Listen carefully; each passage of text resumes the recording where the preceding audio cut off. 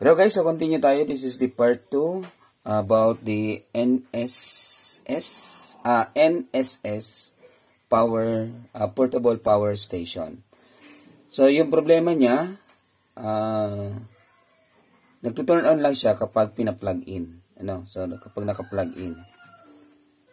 Nakat kasi yung video natin kanina dahil sa full memory full na yung phone natin, nag-delete tayo.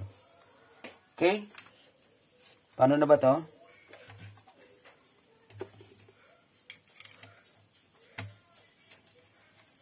Tatanggalin ko muna to.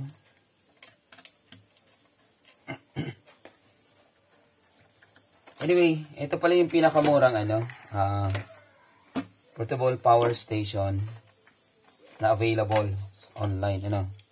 So ito naman yung kanyang lead. Ayan. Then ito. Tanggalin natin to.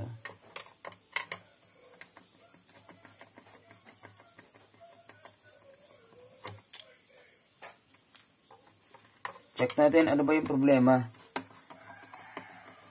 Bakit nga ba siya hindi nagpa-power on?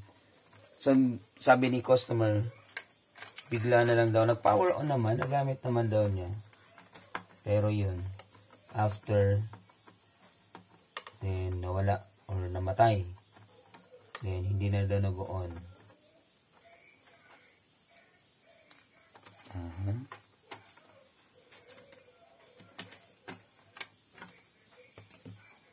Okay. Ano ba yung mayroon dito? Ito yung pinaka main inverter niya. Ito siya. Pinaka main inverter. Nako, parang nangangamoy. Yan, tanggalin muna natin yung para sa DC na connection. Then, check natin to. Then, ano ba yun? Nagulat ako dun Okay. So, mayroon pa siyang extra current.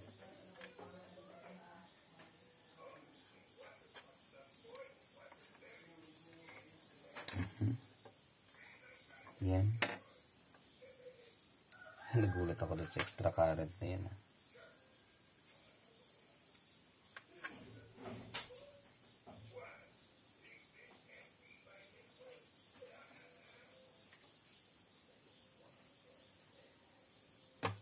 Bakit ba siya hindi nagpa-power on?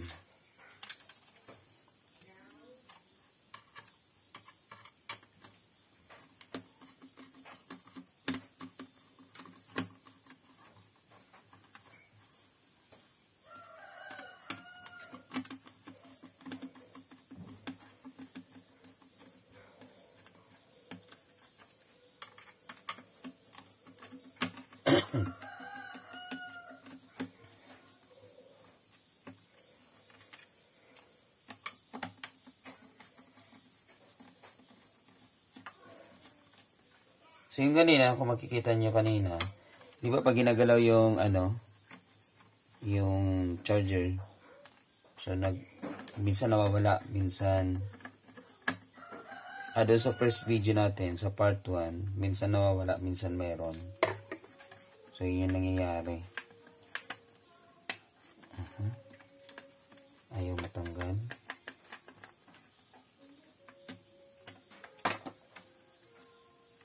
Meron pang isa.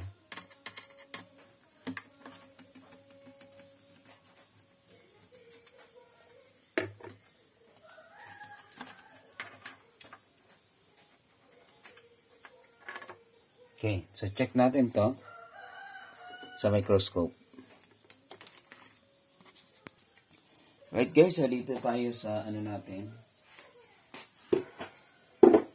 Sa ating microscope. So, tingnan natin ano ba yung meron dito. Double check muna natin yung board kung bakit.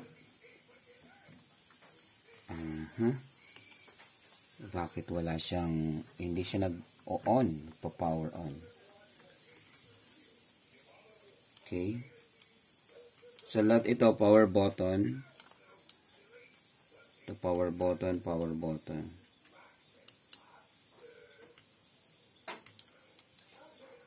So, check ko muna.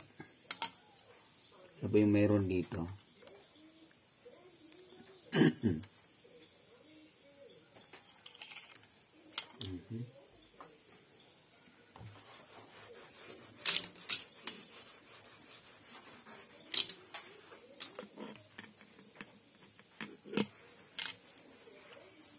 Meron pa pala dito grasa.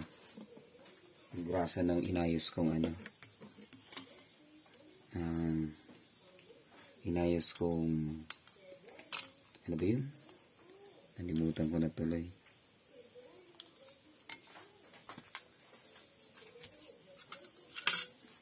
Alright.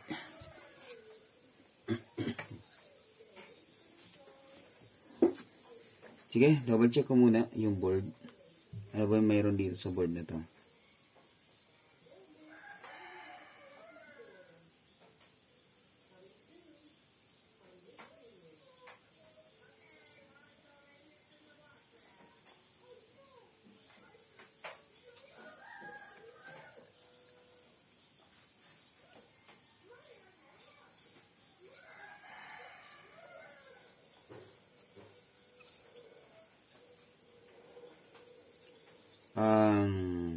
May nakita akong MOSFET. Tingnan natin yung MOSFET na to. Parang sunog or parang ano. So, let's move to continuity mode.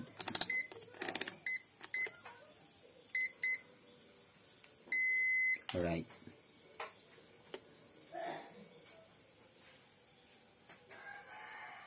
Okay naman siya. Okay naman, working naman.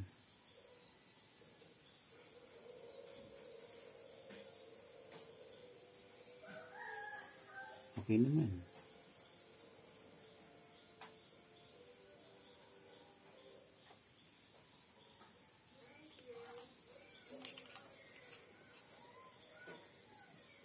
Okay naman.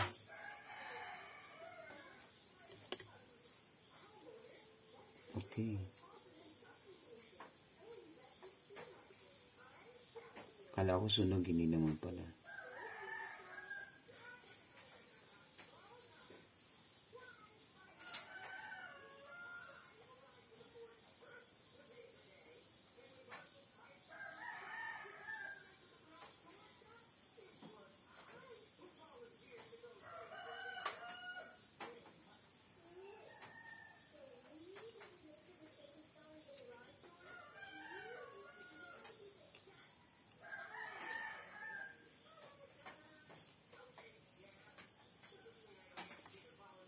Okay.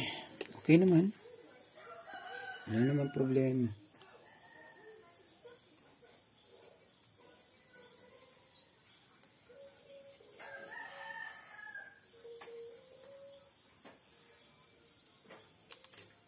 Okay.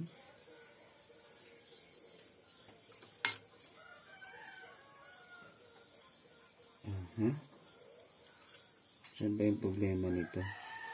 Sige, try natin yung power button.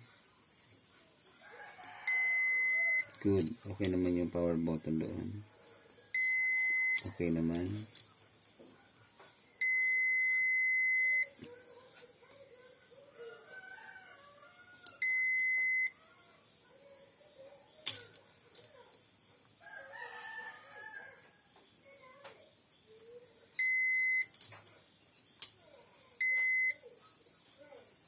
Okay. So, good naman yung power button. So, wala dito ang problema. Tingnan natin dun sa board.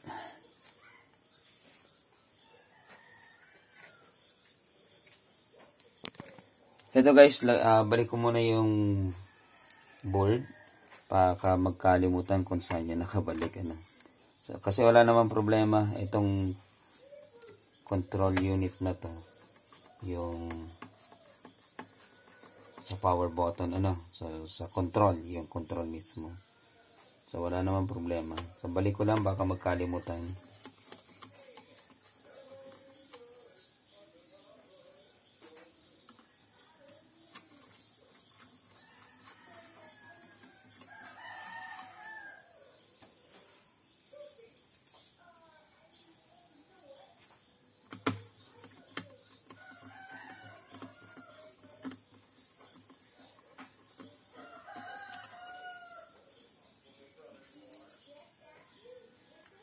So, mahirap na magkalimutan pa tayo.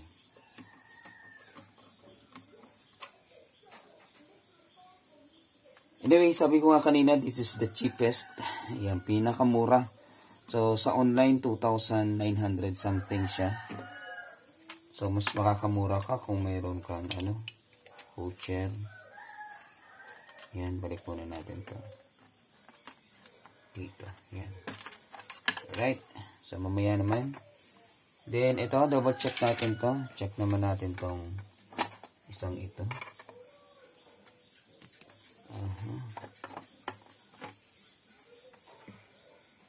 Naku, kailangan ko ng pliers dito.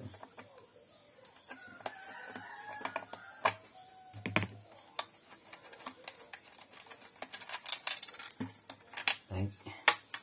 So, let's go.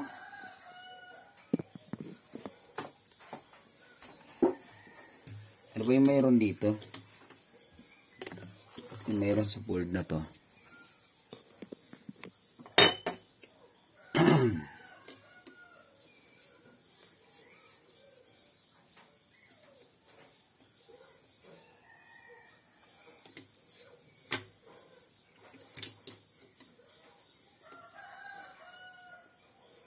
Okay, so may fuse dito. May fuse dito. Tingnan natin kung working ba yung fuse niya. Okay. So may fuse dito. Ito yung fuse. Check natin kung mayroon. Okay, good naman yung fuse. Sana. Nangangamoy siya, guys. Kasi yung possible problem nito.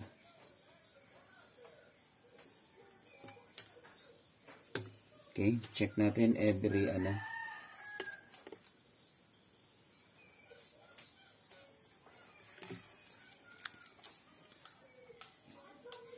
check natin.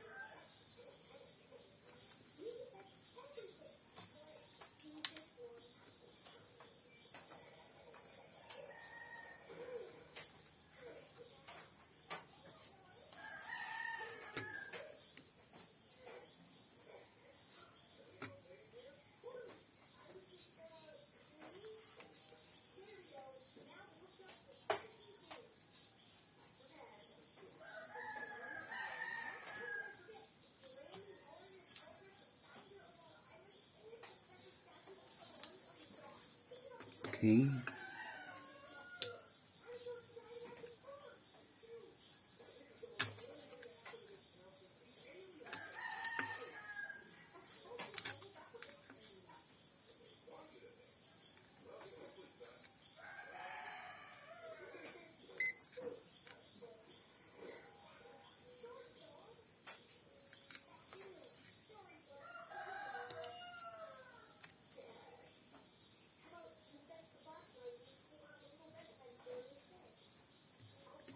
Okay, try natin yung ito. Tingnan natin to.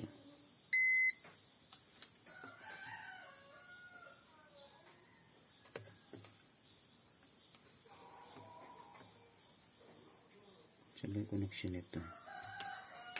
Ito.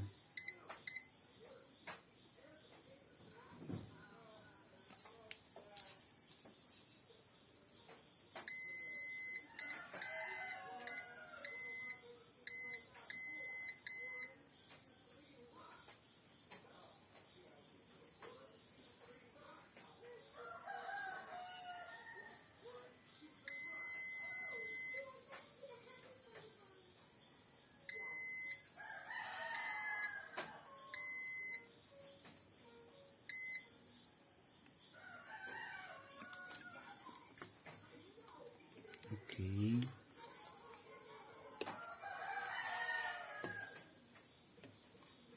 Sige, tingnan natin ito mamaya. Check muna tayo yung mga power transistor niya. Power transistor, yung may mga tatlong pa.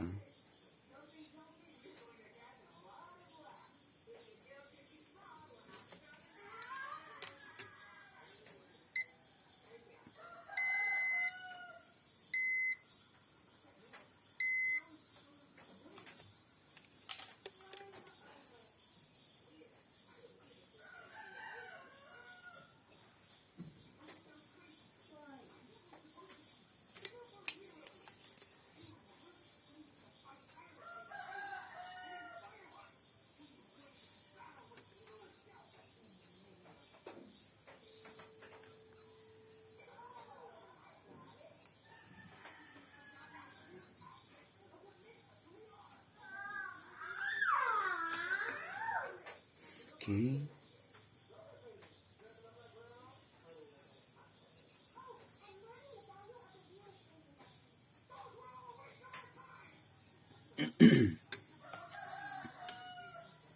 Okay, so dito sa power transistor na to, tingnan nyo yun. So dito, so no reading. Ito magkakonect siya.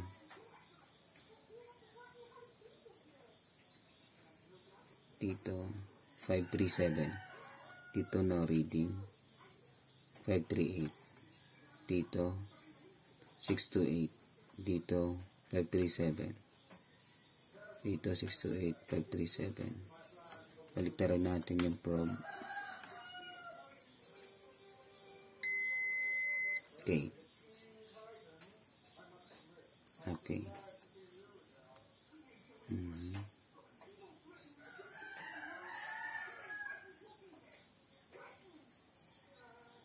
Okay. Okay. So, tingnan natin dito. Okay. So, we have a problem. Ito.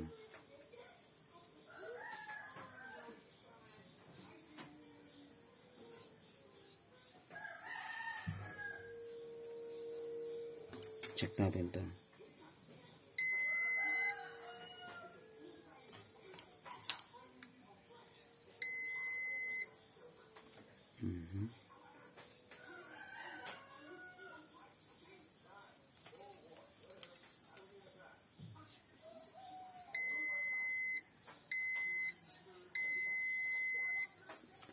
Okay.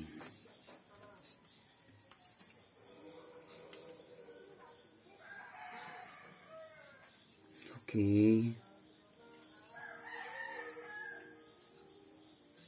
Main control niya sa ito.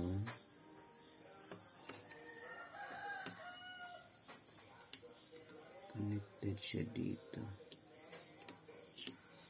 This line is connected to this. Okay.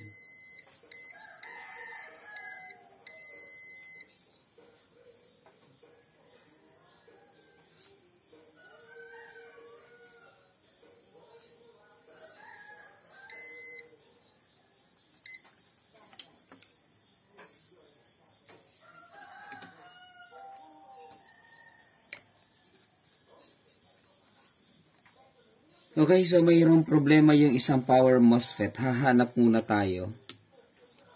Ito yung isang power MOSFET. Ito siya. So, may problema. So, parang ito yung damage. So, maghahanap muna tayo nito ng replacement.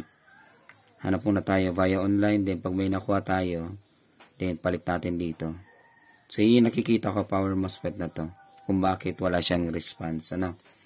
So yun, okay naman yung the entire control unit niya.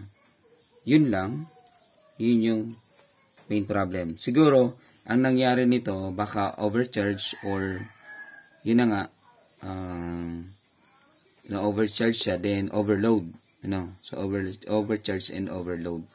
So kung makikita naman natin dito, 220 volts, 60 hertz. So yun. So for the meantime, we will stop up to that kasi may problema talaga yung control unit niya, yung inverter niya. Ito yung pinakang inverter niya. So kahit isa sa mga nandyan ang hindi mag-function, so talaga totally or masira, hindi yan magpa-function. So hanap muna tayo. So ang name nito is ano ba to? Isen. Osen. Yan. Hindi ko masyado makita. Kailangan mo na baklasin. Ayan. So abangan nyo na lang yung part 3 ng video na to. So sana ma-repair natin to. Mostly, palagi yan. Yun yung mga power transistor yung nasisira dyan. Ano? Overload or maaring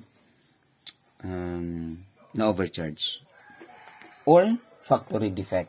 Kasi alam niyo na kapag mga murang mga ganitong mga power station, so expect niyo na mura nga siya, binili niyo, nagamit niyo. So possible mabilis din yung buhay niyan, ano. Kaya if you're going to ask me, this is my advice on you. If you're going to buy a portable power station like this, so don't buy the cheapest one. So, bilhin nyo yung mahal-mahal, ano. So, meron nga ito, pag ginamit mo yung DC, ano ba yan? Fan. So, may ugong, umuugong yung DC fan natin. Pero pag yung rechargeable na fan, so wala, kasi walang problema doon. Ano po? So, fully sine wave kasi yon. So, ito, alam niyo na, kapag cheapest, pinakamura, so yun yung commonly nagiging problem niya. Ayan, so abangan nyo na lang guys yung part 3 nito. So sana ma-repair natin to. Sana makahanap tayo ng power transistor. Ayan yun, ayan, damage siya. Then parang may leak din siya doon sa ayan, sa ito lang mismo. Then the rest of the 5 power transistor working sila. So, yan, ito working naman. Okay naman, wala man ng problema dito sa ibang control unit. So, yun lang mismo dito. Ito yung problema. Right? So, abangan nyo yung part 3 ng video na to. Maghahanap muna tayo. Thank you so much. This is Lucio Cotec, Alan Tamarino. Peace out, guys.